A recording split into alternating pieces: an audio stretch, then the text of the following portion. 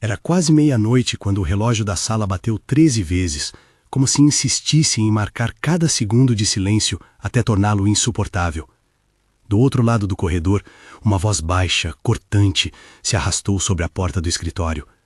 Zilda, que costumava dormir com a janela aberta para sentir o cheiro do café cedo, ficou imóvel na poltrona onde tecia suas orações.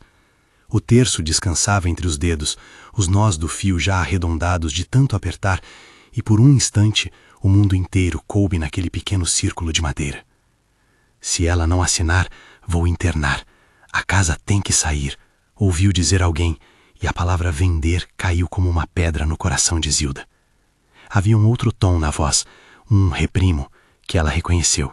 Era a voz de Sílvia, elegante demais, controlada demais, sempre pronta a reduzir tudo a números. Havia sombra de desgosto no sotaque do filho. Eu não sei o que fazer, murmurou Ricardo. A dívida e a clínica. Precisamos do laudo até quinta. No corredor, o piso rangia. Zilda prendeu a respiração. O relógio continuou, implacável, marcando um tempo que não era o dela. Ficou ali, ouvindo palavras que não fazia parte de seus dias. Procuração, laudo, internação. Palavras que agora orbitavam sobre sua vida de repente, como cães famintos. Quando a conversa cessou, ela ouviu algo mais, quase sem querer. A doutora Helena já assinou, foi só colocar o carimbo. Aquelas sílabas conseguiriam, pensou, matar alguém mais que uma faca. Doutora Helena. A lembrança do nome trouxe como uma imagem uma cadeira de couro, uma xícara de chá morno e papéis com selos. Não era o tipo de som de que sua geração costumava ouvir dentro de casa. Parecia coisa de escritório, desses que fazem a gente se sentir menor. Zilda apertou o terço até sentir os dedos dormirem. Não havia muito que pudesse fazer a essa hora, ou talvez houvesse. Lá dentro, uma chama antiga, vinda de um tempo de guerras menores, de decisões que se tomam com as costas contra a parede, acendeu-se.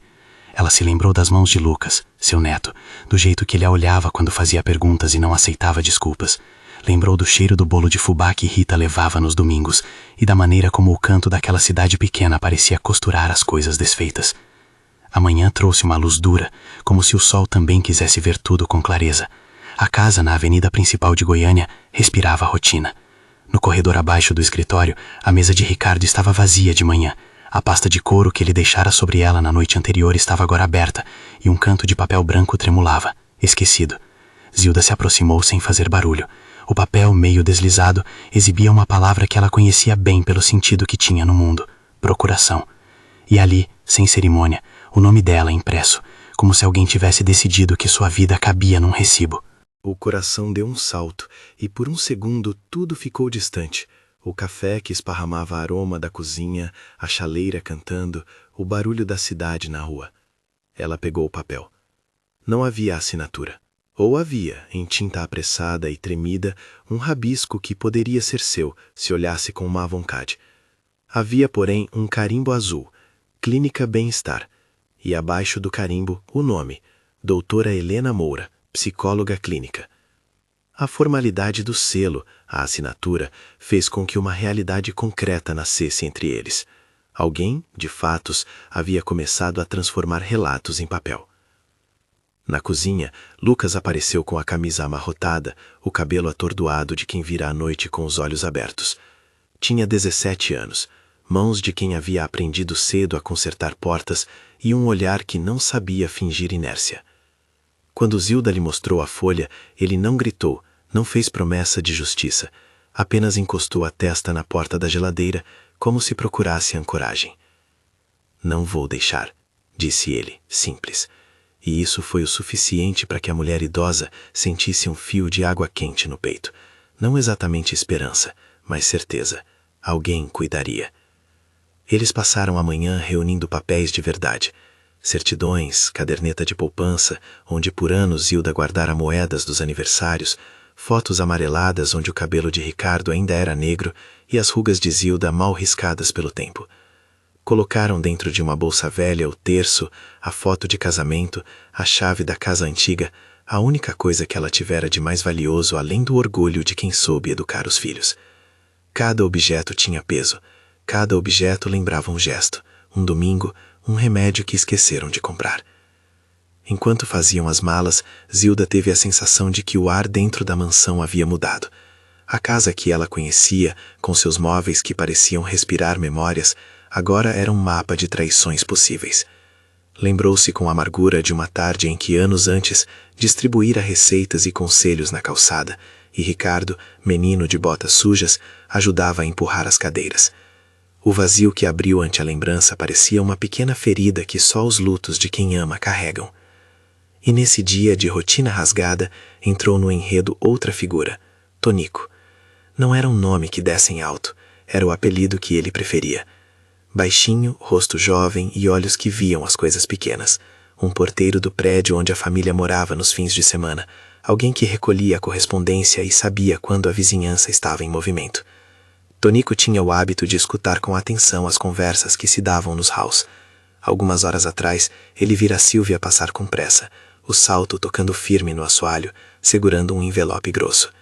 Em alguma esquina, um documento caiu. Tonico, sem pensar, recolhera. Não se sentiu herói por isso. Sentiu-se apenas pessoa que muitas vezes recebera um gesto de gentileza de Dona Zilda, uma bala de hortelã, uma palavra calma quando a noite parecia comprimir a cidade. Havia ali, disse a si mesmo, um débito de gratidão. Aquele envelope continha mais do que papel. Havia dentro prints de mensagens, trechos de e-mail e um pendrive com o rótulo Laudos, escrito com caneta esferográfica. Tonico olhara rápido, viu o nome Doutora Helena nos e-mails, viu anotações em que alguém, a mão seca de Sílvia talvez, repetia, urgente, preciso do documento até sexta. Tonico engoliu seco. Não sabia o que aquilo tudo significava, mas sabia que significava alguma coisa perigosa. Guardou o envelope no bolso e esperou. Do outro lado da cidade, Sílvia abriu a geladeira no final de uma tarde e respirou fundo, como quem precisa buscar oxigênio antes de atuar. Para ela tudo era balanço, contas, decisões, lucros. A vida de família era, para suas medidas, um balanço que precisava ser sanado. Ela telefonou para a clínica com voz controlada. Doutora Helena, precisamos acelerar. É questão financeira. Sem o laudo, não conseguimos a venda. Do outro lado, a voz foi firme e mais distante. Preciso ver a paciente. Havia no diálogo a delicadeza exigida por quem fala de coisas humanas com palavras de expediente. A diferença entre quem tem pressa e quem tem hesitação fazia o resto. A presença da psicóloga, seu carimbo, tornara-se o pivô da trama. Para Zilda, o nome vinha carregado de significado. Para Sílvia, era ferramenta. Para Tonico, era pista. Para Lucas, era ameaça. E para Ricardo? Ricardo era aquele que fazia escolhas com o olhar dividido entre a mesa de contas e a mesa de jantar onde uma sopa esfria sem que ninguém toque. Ele sabia que algo estava errado. À tarde, durante a briga com Sílvia, saíra para o quintal e deixou as mãos nos bolsos, encarando a noite. Eu não queria, disse baixo. Mas a dívida... Eu tento lembrar dos nossos dias. Não sei se fiz a coisa certa. Quando Zilda contou a Lucas do nome Doutora Helena, ele fez uma cara de quem arquivou uma palavra nova no lugar certo. Vamos descobrir, disse ele. Não era legalismo, era prática. Encontrar a verdade primeiro, dar os passos depois. No fim do dia, Rita apareceu como promessa. Rita de Cássia era aquela amiga que chega com um saco de pão e paciência, que tem uma casa em Pirenópolis com varanda de madeira e cortina que balança com o vento. A casa dela cheirava a bolo recém-assado e a papel velho de livro. Rita não era do tipo que julgava, era do tipo que dava um leito, um lençol, um olhar que dizia, aqui você pode recomeçar. Ao ouvir a história, foi prática. Amanhã cedo vocês pegam o carro, vão pra cá. Não demora. Eu tenho um quarto com janelas para o sol. Zilda chorou pouco, não por fraqueza, mas por concentração. Havia decisões para serem tomadas e a juntar um pouco de si entre as malas. Fez pequena oração, Senhor, se cuida de mim. E colocou na mala o terço, a foto, as receitas de remédio. Fez uma lista mental. Documentos, remédio, telefone de Rogério. Rogério era o irmão de Ricardo, advogado de temperamento firme, distante destas coisas, mas justo. Se alguém podia botar razão no meio de um turbilhão de dor, era ele. Lucas telefonou, sem explicar muito, e pediu a ele que ficasse alerta. Enquanto isso, Sílvia notou cedo que algo faltava. A casa estava estranhamente vazia no entardecer. Pequenos indícios: a chaleira, o terço ausente do toco de madeira, a foto deslocada. Seu instinto de controle se acendeu. Ligou para Ricardo, para a clínica e para o serviço de portaria do prédio. Tonico, no posto, manteve silêncio. Sabia do que havia e sabia também que segurar aquela verdade seria perigoso, mas era impossível saber a quem contar. Na garagem, Lucas e Zilda ajeitaram a mala no porta-malas do carro de Rita. O céu parecia limpo demais para a noite que escolhiam deixar para trás. Havia lágrimas nos olhos de Zilda, mas também uma serenidade que vinha de quem resolve não entregar sua vida como se fosse mercadoria. A casa é só tijolo, murmurou ela. Eles não levam minhas lembranças. Lucas segurou sua mão com a firmeza de um adulto que não queria que ela sentisse medo. O motor ronronou e eles partiram com cuidado, como se fossem duas coisas frágeis. A fuga foi mais silenciosa do que as histórias que contam sobre fugas. Não houve perseguição cinematográfica. Houve a baixa velocidade de quem conhece os atalhos da cidade pequena e evita as luzes fortes. Passaram pelo túnel da avenida, por ruas onde as lojas fechavam e um ou outro guarda noturno espantava latidos. No banco de trás, a bolsa de Zilda parecia pequena como o mundo que ela levava, mas dentro dela havia toda a dignidade que não cabia mais nas paredes de uma casa que havia se tornado campo de negociações. Na manhã seguinte, Tonico decidiu que não podia mais guardar aquilo. Levou o envelope até a oficina de um conhecido, um lugar onde se ouviam histórias e onde havia telefone. Não teve coragem de procurar Rogério na primeira tentativa. Pensou que poderia, de alguma forma, expor Zilda sem se arriscar.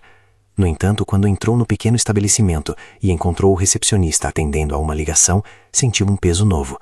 Precisava que alguém com poder desse voz àquilo que tinha em punho. Rogério, por sua vez, tinha a rotina de um homem que vive entre códigos e leis. Não era de demonstrar afeto com facilidade. Conservava uma imagem de profissional inabalável. Quando recebeu a ligação de Lucas, uma voz jovem, urgente, cheia de quebra de fôlego, ele não fez perguntas longas. Pediu que Lucas mandasse tudo o que pudesse. Me manda o que tiver, falou, com a distância prática de quem pretende agir. Lucas, firme, prometeu. Rogo, manda avisar que daqui a pouco eu levo pessoalmente. Mas Rogério não sabia que nesse mesmo dia, Tonico entraria na pequena sala de espera do seu escritório. O porteiro levantou a aba da janela, com um envelope enfiado contra o peito, e pediu para falar com o advogado. Não é fácil, disse Tonico, antes de entregar o envelope. O recepcionista, acostumado com casos, olhou de soslaio. Havia sempre uma espinha de drama nas coisas que chegavam ali, mas algo no rosto do homem, uma mistura de vergonha e firmeza, interrompeu o habitual. Rogério abriu o envelope com a calma de quem frequenta papéis, mas à medida que os olhos corria pelos prints e pelo resumo na folha solta, a expressão dele mudou. Havia uma sequência de mensagens entre Silvia e um e-mail com o endereço da clínica, pedidos de urgência, rascunhos de texto para persuadir. Havia também um arquivo de áudio no pendrive. Quando ele ouviu, a voz era familiar. Era a voz de doutora Helena, mas cansada, e em um trecho que parecia ter sido retirado do contexto. Eu não posso, sem consentimento, dizia ela num sussurro que mais parecia recado de alguém que deveria agir com cautela. Depois, outra gravação, de tom diferente, soava sem identificação. Preciso do carimbo. Aquilo soava como contradição. Rogério franziu o senho. No meio dos papéis havia também um comprovante de consulta, data, assinatura e ao lado anotação. Observação, fragilidade cognitiva, algo que poderia ser interpretado de maneiras diversas. A prudência bateu no peito dele. Aquilo era grave, precisava ser tratado com verdade, não com sede de espetáculo. Ainda assim, a pergunta que pairava era a mesma que o título do caso pedia. A psicóloga fora cúmplice? Tonico explicou num fôlego só que recolhera aquilo por acidente. Vi cair, pensei que fosse correspondência, disse. Não deu muitos detalhes. Houve pequena conversa sobre as motivações do porteiro, lembranças de gentilezas de Dona Zilda, e um contrato não dito entre os dois. Era hora de tornar público o que estava nas sombras. Rogério fez então o que um homem de sua profissão costuma fazer primeiro, montar uma estratégia, não de vingança, mas de proteção. Telefonou para Lucas e pediu que aguardassem em segurança. Telefonou a Rita e confirmou que Zilda estava segura. E, finalmente, ponderou sobre a doutora Helena. Precisava ouvi-la com todas as cartas na mão. Precisava também, se necessário, oficiar a clínica para obter registros oficiais. Era preciso construir uma narrativa que não se baseasse em boatos, mas em fato. Enquanto isso, em outro ponto da cidade, Sylvia começou a perceber que havia alguém a mexer com suas peças. Uma folha não assinada no escritório, um celular que não atendeu. A sensação de controle escoava entre os dedos. Descobriu que Tonico aparecera no escritório de Rogério e algo dentro dela se enrijeceu como aço. Colocou o salto, prendeu o cabelo e saiu para agir. Havia muito em jogo: a casa que planejava vender, as contas que precisava pagar, a reputação que cuidara como se fosse joia. Na mesma tarde, Ricardo sentiu um peso que a negociação financeira não explicava. Foi ver a foto de infância que alguém deixara sobre a mesa. Viu ali, num instante breve, o rosto da mãe com um bolo de aniversário, as marcas de anos de luta. O remorso que vinha com o tempo pesou mais do que as contas do banco. Procurou Silva no sofá da sala, mas encontrou só a casa vazia. O silêncio foi como um espelho.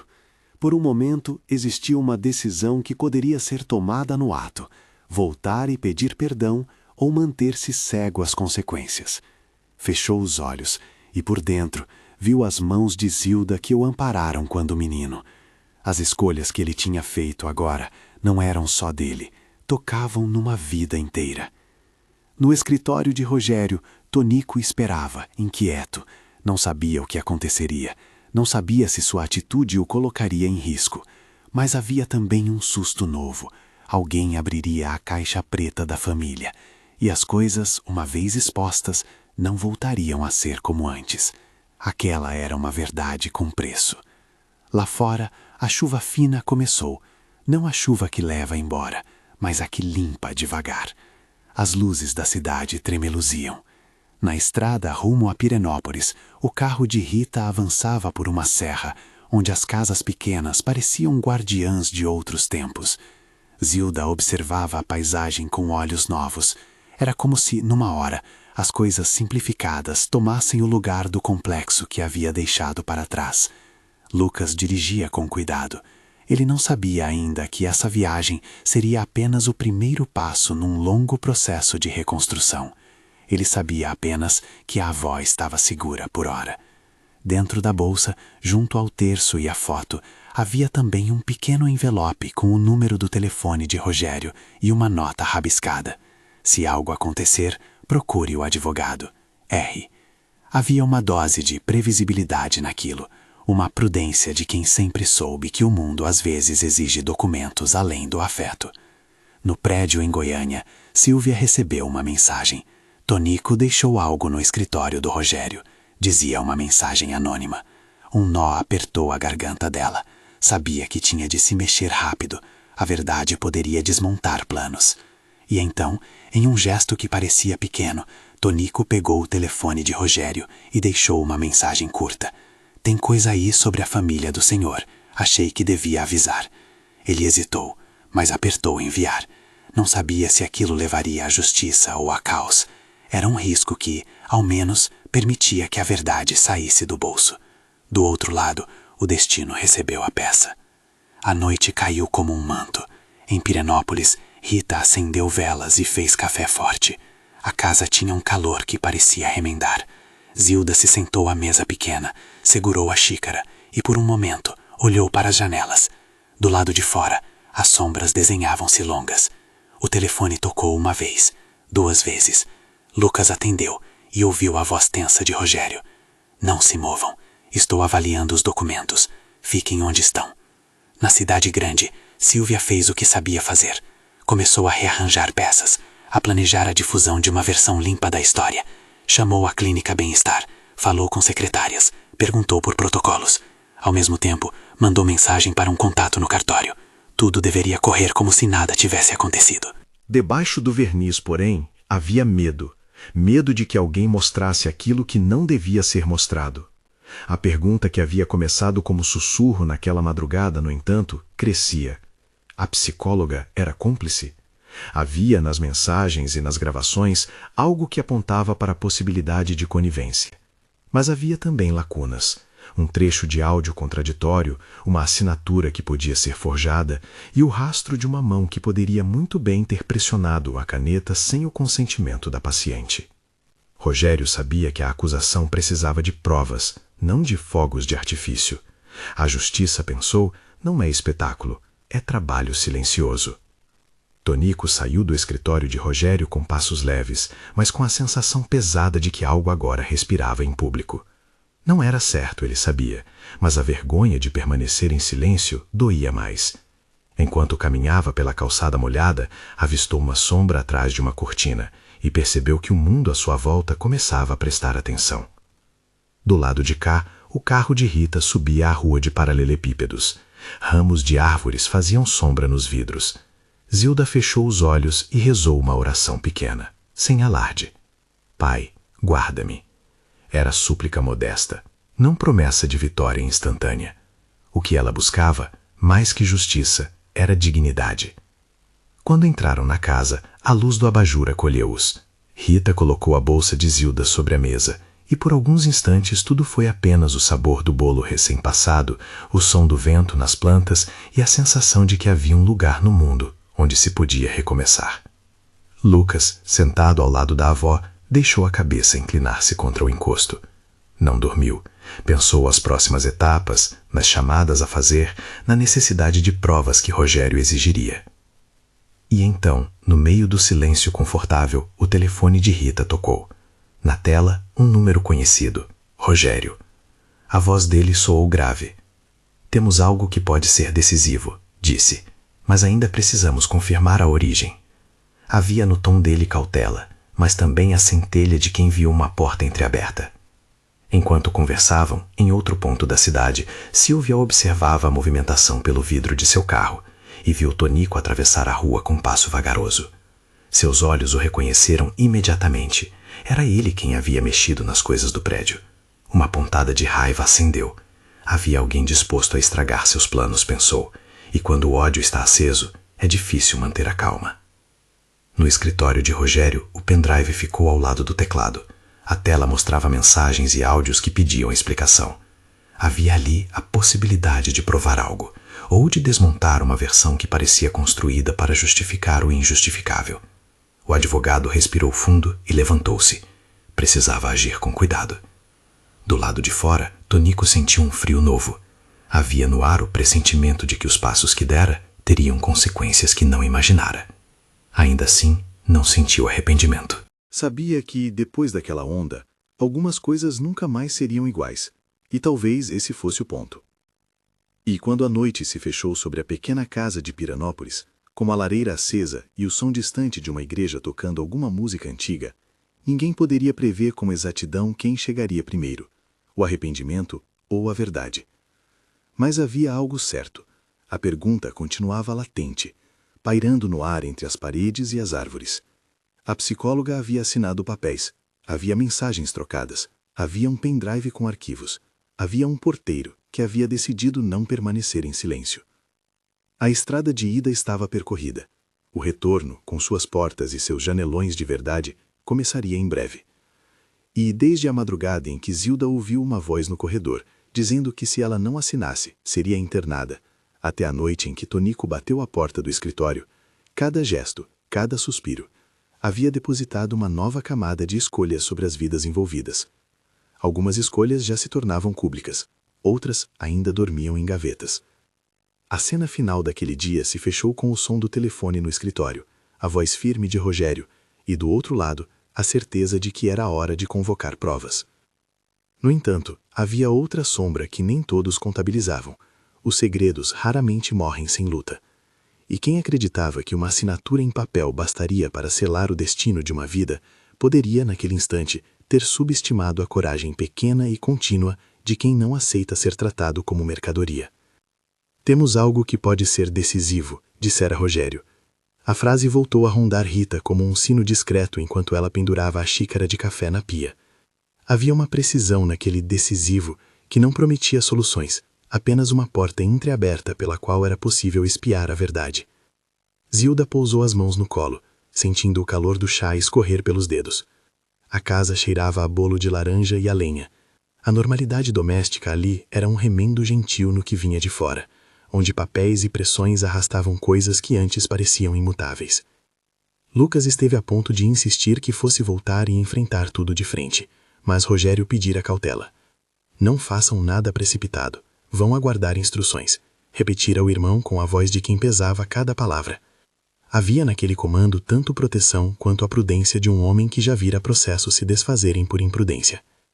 Eles concordaram, ainda assim fingindo serenidade. Mas a inquietação consumia até as horas doces. O telefone que não parava de vibrar, o barulho do portão na casa ao lado, o ruído das conversas que pareciam sussurros longínquos. Na manhã seguinte, Rogério compareceu à clínica Bem-Estar com o envelope que Tonico encontrara.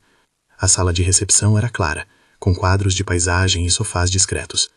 Doutora Helena o recebeu com uma expressão profissional que tentava ser gentil e, ao mesmo tempo, inquebrável. Quando Rogério colocou os papéis sobre a mesa, ela franziu a testa por um instante que parecia mais longo do que deveria. Achei que fôssemos tratar isso com calma, disse ela, calibrando a voz. Rogério, que conhecia o terreno das palavras, respondeu com frieza controlada. Precisamos de transparência. Há documentos que indicam procedimentos que eu gostaria que explicasse. A conversa começou tensa, mas sem fogos de artifício. Doutora Helena explicou que atendimentos aconteciam em consultório, que laudos exigiam avaliações e que todo profissional tem protocolos. Mostrou prontuários, agendas e carimbos, registrou nomes e assinaturas. Mas Rogério, preparado, trouxe a gravação do pendrive, as mensagens impressas e os prints do e-mail onde alguém repetira: colocar carimbo, urgente. A sala, então, mudou de tom. Havia palavras que não cabiam apenas em protocolos. Havia coerções, pedidos que pareciam ordens, um ritmo que empurrava a prática para fora da prudência. Ela ouviu e a cada arquivo reproduzido, sua expressão revelou cansaço, surpresa e, em algum momento, uma culpa que parecia emergir de coisas que não se limpam com desculpas fáceis. A voz que vinha do pendrive, por vezes hesitante, dizia: não posso sem consentimento. Em outras, o mesmo timbre parecia registrar um carimbo sendo aplicado. Havia contraste. Doutora Helena explicou. Num primeiro momento, havia uma avaliação que, de fato, fora breve. Ela reconheceu, porque a paciente se apresentara lúcida em parte e porque leigos envolviam-se demais. Depois, disse, recebeu documentos e pressões que a levaram a assinar um termo de encaminhamento. Não gosto de atestar sem base, disse com honestidade. Mas houve um equívoco. Fui levada a crer que havia autorização. Se houve falsificação, isso é grave. Rogério manteve a calma, mas o rombo era visível. Provas que poderiam incriminar alguém, mas a fragilidade de um profissional que admitia ter sido, ao menos, mal orientada, abriu outro tipo de violência. Enquanto isso, Tonico recebeu um telefonema anônimo que dizia: cuidado. Era a voz de alguém que não queria se identificar. Talvez um amigo da casa, talvez medo. Ele apertou o celular entre dedos trêmulos e caminhou até a praça mais próxima. Havia olhares sobre ele, não de curiosidade maldosa, mas de reconhecimento. Aquele homem pequeno em estatura, que guardara bilhetes e correspondências, era agora a razão pela qual uma família poderia não ter perdido tudo. Para muitos, Tonico era apenas o porteiro quieto do prédio. Para Zilda, era o homem que lembrava de devolver um pedaço de pão e um gesto de bondade. Você fez o que achou certo, disse Rogério a ele mais tarde, quando o porteiro entrou no pequeno escritório para relatar detalhes que não cabiam num envelope. Tonico falou do envelope faído, das mensagens que viu e leu por cima, da hesitação em entregar tudo por medo de se envolver. Havia lágrimas no canto dos olhos do homem. A senhora sempre me dava bala quando eu estava no portão, murmurou. Ela tratava a gente com carinho. Não havia grandiosidade ali. Havia recompensa simples. Poder devolver dignidade a alguém que a vivera tão firme.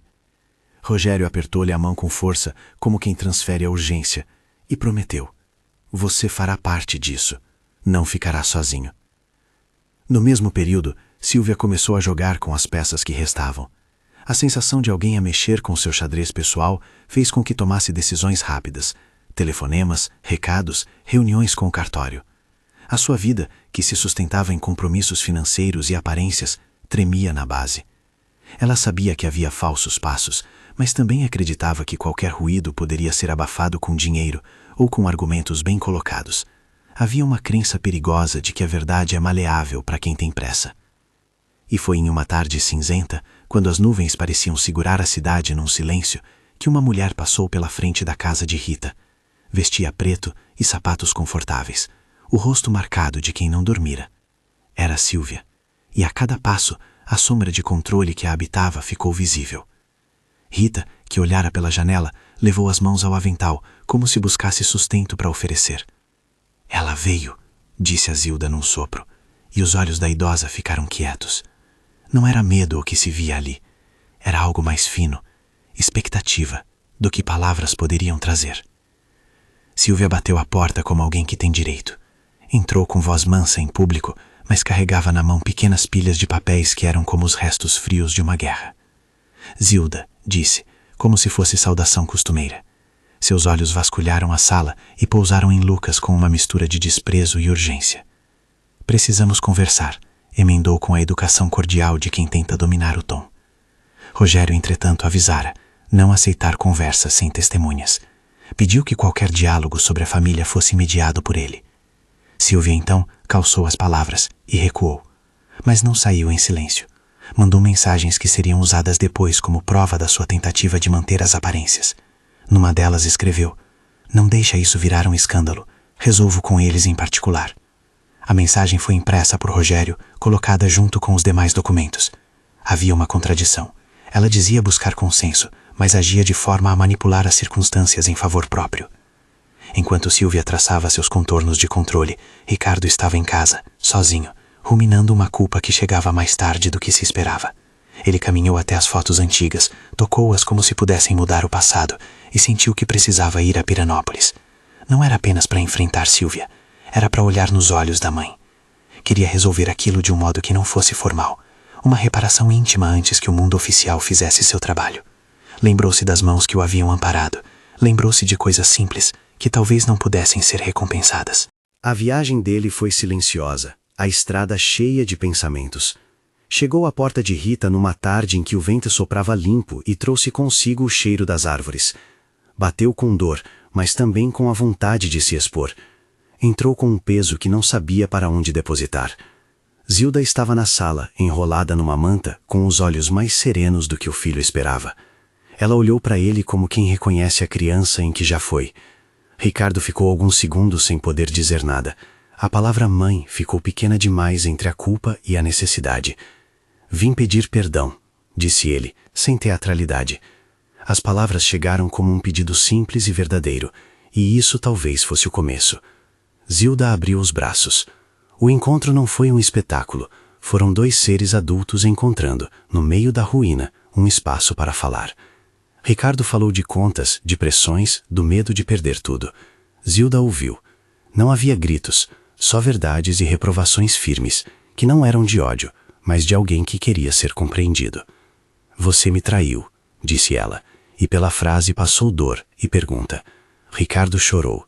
Não era apenas pelo que havia feito, era pela percepção de que seus filhos também sofriam e que a dignidade de uma vida estava em jogo. Naquele mesmo dia, Rogério teve uma reunião com a equipe da clínica. Pedira que se reunissem, que explicassem a rotina, que trouxessem registros. A sala era cheia de papéis e de rostos cansados. Havia pessoas que realmente acreditavam estar no campo do cuidado. Rogério não os acusou de princípio, mas trouxe as provas e pediu explicações. Alguns membros da equipe se comprometeram a fornecer cópias de prontuários e gravações, outros ficaram visivelmente desconfortáveis. Havia ali uma disputa entre a prática e a pressão do mercado, um terreno onde decisões éticas às vezes são enterradas embaixo da pressa. Foi então que algo mudou. Um dos funcionários, um jovem que atendia às chamadas, aproximou-se de Rogério com um envelope discreto. "Tem outras coisas", murmurou. Era uma pequena coleção de mensagens internas, trocadas em horários noturnos, onde se debatia celeridade e soluções, e uma gravação de uma ligação que, embora não fosse da doutora Helena, continha a voz de alguém instruindo a equipe. "Não se preocupem com o tempo. Preciso que isso saia até sexta." A comprovação era sutil. Não provava a conivência da psicóloga com dolo, mas mostrava um fluxo de pressões que empurravam a clínica a agir como se o processo fosse transacional. Rogério, com aquilo, compreendeu que a questão não era de vilania simples. Era uma rede de decisões que partiam do interesse econômico e da urgência de uma família desesperada por dinheiro. Encontrou nisso uma oportunidade de construir uma narrativa que protegesse Zilda, sem transformar todo o corpo clínico em inimigo. "Vamos protocolar uma denúncia formal e, ao mesmo tempo, pedir auditoria dos laudos", disse ele. Era um caminho que não buscava punição rápida, mas verdade e reparação. Enquanto o verão lento se transformava em dias mais frescos, algo que parecia impossível ocorreu. A imprensa local, ao perceber que havia um pedido de investigação, bateu palmas com cautela. Não foi um circo. Por sugestão de Rogério, as reportagens foram contidas, a narrativa centralizada na proteção do idoso e na investigação ética, não na condenação automática da profissão. Silvia, sentindo-se cercada, tentou articular um movimento de defesa, procurou advogados, consultou notas de cartório e, em paralelo, começou a ver que a confiança que sustentava seu plano estava se dissolvendo. O que antes era endereçado como solução para dívidas, transformou-se em caso que pudesse, no mínimo, trazer vergonha. Tonico, por sua vez, foi chamado a depor numa roda de conversa privada com Rogério e alguns funcionários da clínica. Não foi testemunho em tribunal, apenas uma conversa que precisava de formalidade para existir com segurança. Quando ele contou como encontrara o envelope no corredor e o entregara, as pessoas na sala ouviram com atenção. Sua estatura, que alguns pensariam irrelevante, tornou-se um símbolo tênue. Pequenas pessoas, muitas vezes, possuem informações grandes. Ele explicou que guardara tudo por dias, temendo as repercussões. Falara apenas com o recepcionista e, finalmente, decidira procurar o advogado da família. Ela me dava doces, repetiu. Não podia ficar calado. A coragem de Tonico deu-se numa sequência de pequenos atos: recolher um papel, não descartá-lo, procurar ajuda, que juntos produziram efeito. Ele não se transformou em herói mítico, continuou sendo aquele homem que varria o hall do prédio, que tinha mãos calejadas e um sorriso tímido. Mas naquele momento, sua história tinha ressonância. A verdade, às vezes, vem de quem menos se espera. Chegou então o dia da confrontação. Não de um tribunal público, mas de um encontro marcado na sala de estar da casa de Rita, onde todas as partes iriam se ver sob mediação. Rogério pediu que se mantivessem presentes apenas as pessoas essenciais: Zilda, Ricardo, Lucas, Silvia, doutora Helena, Tonico e mais um representante da clínica. O clima era denso, o sol da tarde desenhava sombras compridas no tapete, as xícaras de chá esfriavam. Rita sentava ao lado da janela com as mãos juntas, como se rezasse em silêncio. Silvia chegou com ares controlados, mas o rosto denunciava tensão. Doutora Helena entrou olhando para os papéis, e o homem que servia de interlocutor pela clínica parecia cansado. Tonico estava calmo, quase timidamente firme. Rogério conduziu a abertura com voz grave. Estamos aqui para ouvir e para encontrar caminhos. Não havia julgamento no começo, apenas a intenção de escutar. A primeira palavra foi de doutora Helena. Ela falou sem floreios. Reconheceu ter carimbado documentos em situações em que acreditara haver autorização.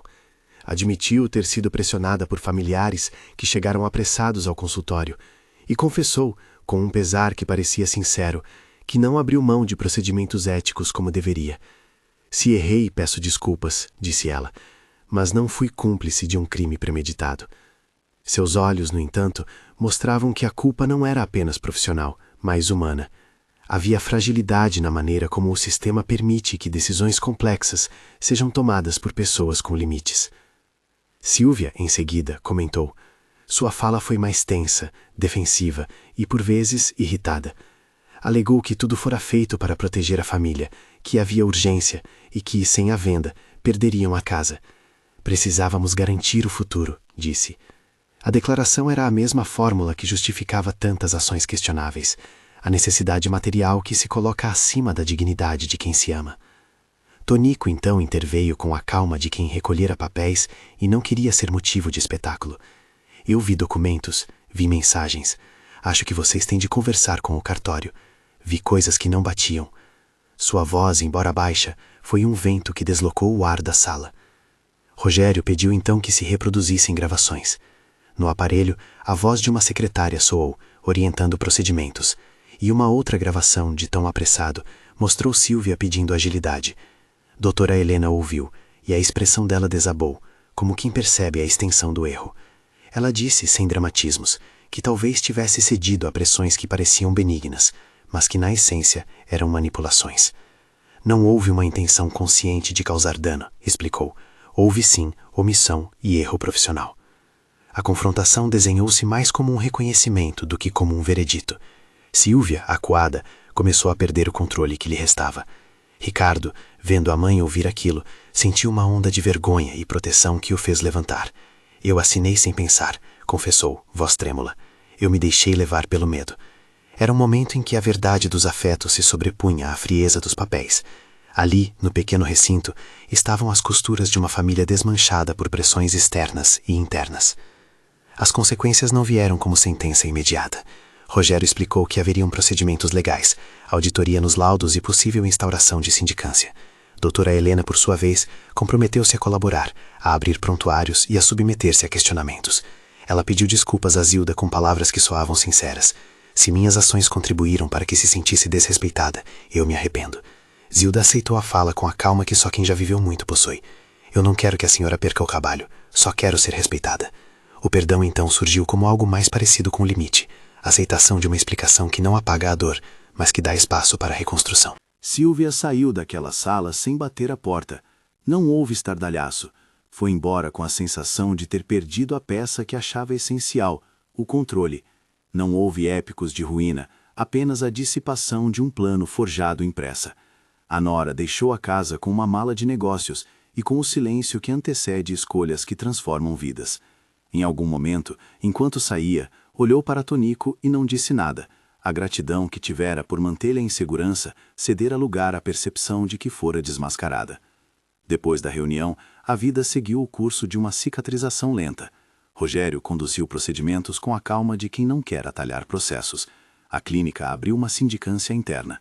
Doutora Helena foi afastada preventivamente, não como punição automática, mas para que houvesse uma análise serena das condutas. Havia debate sobre formação, supervisão e ética clínica, temas que antes pareciam distantes das paredes de uma casa. Tonico foi convidado a dar relato em boletim e, por sua vez, recebeu apoio para sua integridade.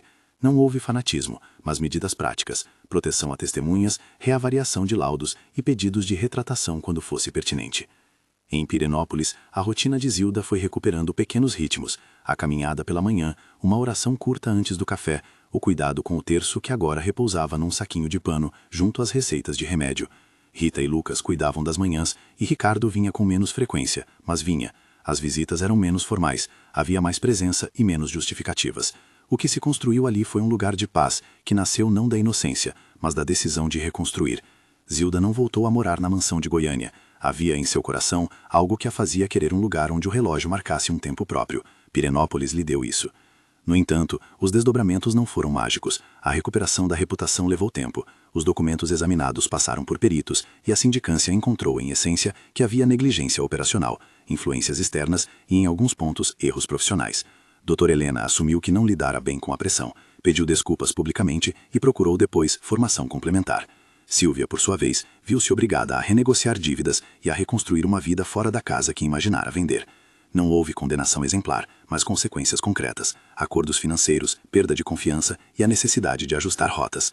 Tonico recebeu, no entanto, uma recompensa diferente. Reconhecimento da comunidade, convite para trabalhar em atividades locais e, mais importante, a percepção de que um gesto simples mudou o destino de uma família. Ele continuou a varrer as manhãs do prédio, mas com a cabeça erguida. A sua coragem não o transformou em figura heróica de tabloide, tornou-o humano, sujeito a falhas, mas também capaz de fazer a escolha certa. E no centro de tudo, Zilda foi reconstruindo a sua forma de existir. Não se reduziu ao papel de vítima.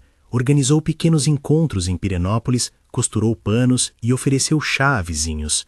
A dignidade que preservou tornou-se um farol discreto. Em uma tarde de outono, ela caminhou até a igreja da cidade, foi até o banco mais vazio e, com a voz que tremia só um pouco, agradeceu a Deus pela proteção que sentira. Não pediu milagres, apenas força para seguir. Obrigado por quem me ajudou, murmurou.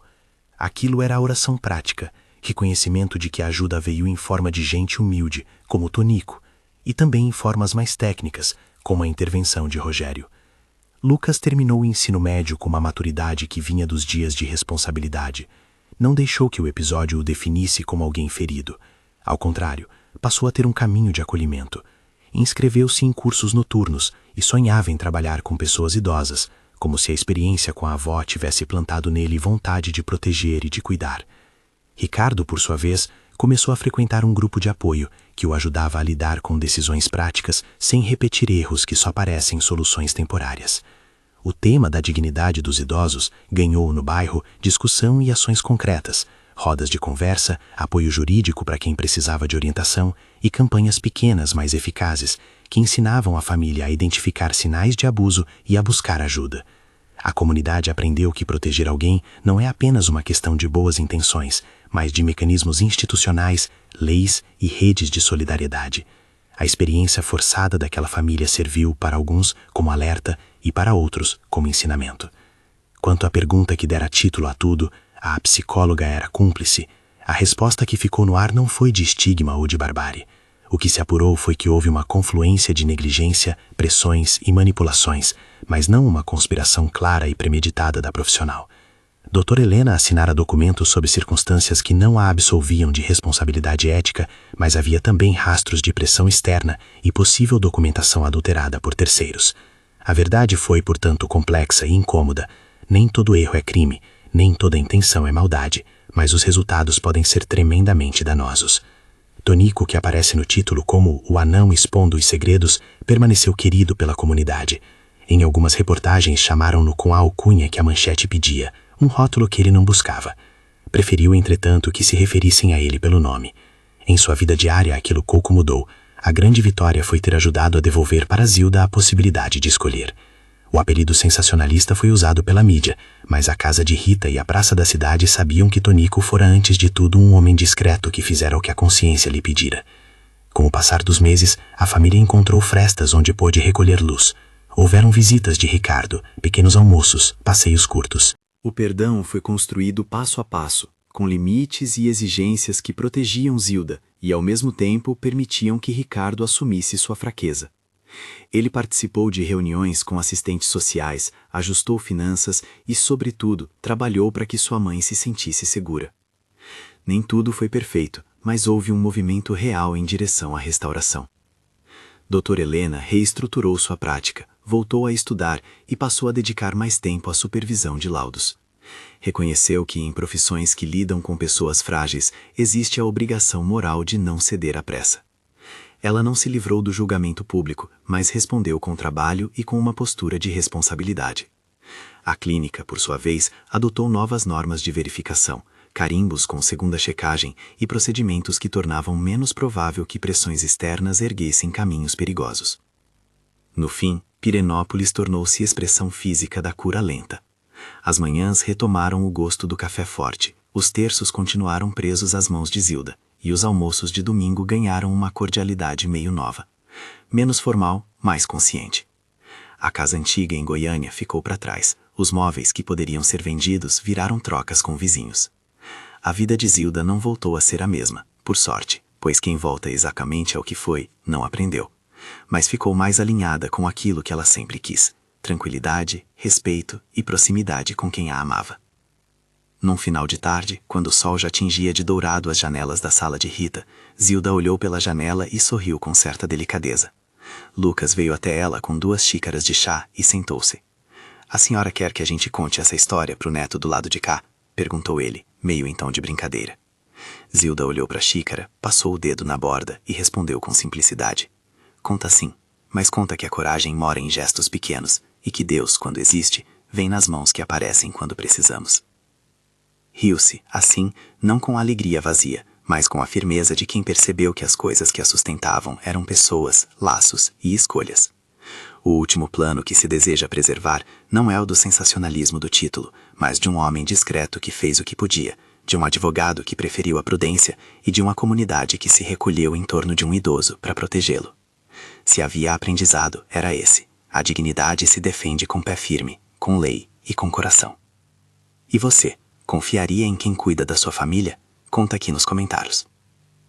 O ano seguinte trouxe entre os acontecimentos pequenos sinais de reconciliação plena. Não houve expediente teatral de perdões, tampouco domingos celebrados por todos. Veio antes o reconhecimento de erros e a construção de novas rotinas. Visitas regulares aos médicos, acompanhamento jurídico para casos de idoso vulnerável e movimentos comunitários que ensinaram vizinhos a identificar sinais de risco. Ricardo frequentava reuniões, às vezes trazia flores para a mãe. Lucas precisava estudar e ainda assim passava as tardes de sábado ajudando Rita na horta. Tonico foi convidado para participar de uma comissão que protegia moradores idosos do próprio prédio. Aceitou com modéstia, mas com orgulho. Doutora Helena passou a ministrar uma oficina sobre ética e assinatura responsável, a titular de uma aula que brotara da dor e da honestidade. Silvia, por outro lado, escolheu um caminho de recolhimento. Perdeu a casa que imaginara, renegociou dívidas e mudou-se para uma cidade menor. Não houve grandes discursos de redenção. Houve, sim, consequências práticas. A ausência dela, a certa distância, foi o preço que as escolhas trouxeram. Alguns a perdoaram de forma condicional. Outros, como Zilda, mantiveram limites claros. Havia em toda reconciliação possível uma diferença entre justificar e reparar. Zilda queria reparo, mais que justificativa, e, por respeito a si mesma, não aceitou que sua vida voltasse a ser moeda. Algumas noites, quando a casa se aquietava e o tremor das lembranças vinha visitar, Zilda buscava o terço e fazia uma oração curta, sem grande eloquência. Obrigado por quem me ajudou. Dá força para seguir. A fé presente em suas palavras era prática e humilde. Não prometia milagres, apenas agradecia pelas mãos que apareciam quando o necessário era viver. No final, a história ficou menos sobre um título chamativo e mais sobre o tecido humano que se ajustou depois do rasgo. A pergunta, a psicóloga era cúmplice, deixou de ser plateia para se transformar em lição. A verdade é complexa, a responsabilidade é plural e a proteção do idoso exige redes que envolvam leis, comunidade e coração. O informante que ninguém esperava, o homem de baixa estatura que recolhera o envelope, não virou personagem de folhetim. Virou exemplo discreto do que significa tomar uma atitude quando se tem a oportunidade. Ao fechar desse capítulo, Zilda plantou na varanda um vaso novo com manjericão. Ao regar a planta, murmurou, mais para si do que para os outros. A casa pode ser vendida, as coisas podem passar. Mas quem cuida do coração de alguém, nunca perde. Havia nessas palavras uma síntese. A dignidade se conserva com coragem pequena, com justiça que respeita processos e com comunidades que não fecham os olhos. E se, entre leitores e vizinhos, houver alguém passando por situação parecida, a última lição que fica é simples e prática. Procurar ajuda confiável, juntar documentos, não ceder à pressa que pede apenas soluções fáceis e confiar em quem demonstra cuidado com verdade, não só com promessas. A justiça leva tempo e exige provas. O afeto, no entanto, pede presença imediata. Se essa história tocou você, compartilhe com alguém que precisa ouvir sobre proteção do idoso e sobre coragem de pequenos gestos. Inscreva-se e volte sempre. Histórias como essa mostram que, mesmo nas sombras, há mãos prontas para proteger.